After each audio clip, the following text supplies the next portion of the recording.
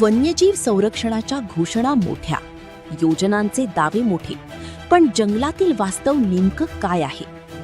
नाशिक जिल्ह्यातील बागलाण तालुक्यातील ताहराबाद वनपरिक्षेत्रात आज वन्यजीव पाण्यासाठी भटकत आहेत का? कोट्यवधी रुपयांच्या योजनांनंतरही जंगलातील मुक्या जीवांची तहान भागलेली नाही का? या प्रश्नांची उत्तरं शोधण्यासाठी 24/7 न्यूज रिपोर्टची टीम पोहोचली आहे थेट घटनास्थळी. नमस्कार, मी उमेश मोरे.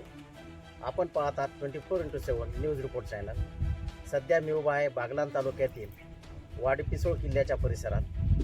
हा परिसर ताहराबाद वन परिक्षेत्रा अंतर्गत येतो आणि हा परिसर वन्यजीवांसाठी अत्यंत महत्त्वाचा मानला जातो. मात्र या ठिकाणी उभे आहोत तिथे वास्तव आणि अनेक गंभीर प्रश्न उपस्थित. आणि आज आम्ही दाखवणार आहोत जंगलातील ते वास्तव जे कदाचित कागदोपत्री अहवालांमध्ये दिसत नसेल. आपण पाहू शकता, जून महिना अर्धा उलटून गेला आहे. मात्र या भागात अजूनही अनेक ठिकाणी पाण्याची तीव्र टंचाई जाणवत आहे.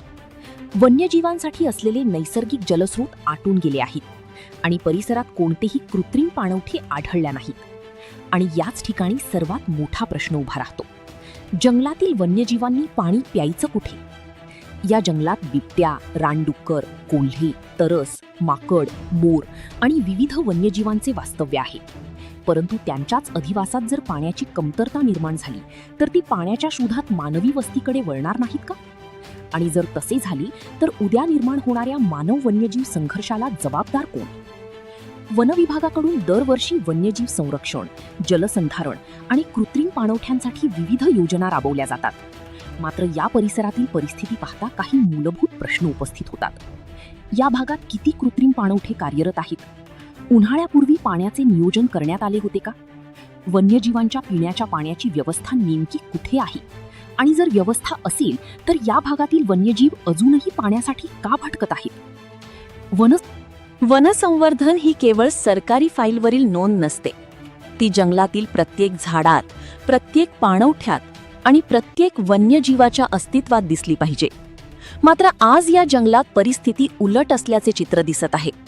वन्यजीवांचे अधिवास कमी होत आहेत, पाण्याचे स्रोत वाळत आहेत आणि त्याचा थेट परिणाम जंगलातील जैवविविधतेवर होत आहे.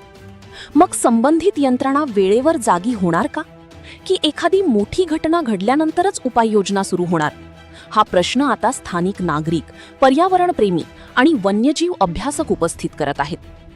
ताहराबाद वनपरिक्षेत्रातील वाडीपिसोळ किल्ला परिसरातून मुख्य संपादक उमेश मोरेसह तालुका प्रतिनिधी परशुराम अहिरे. 24/7 news report.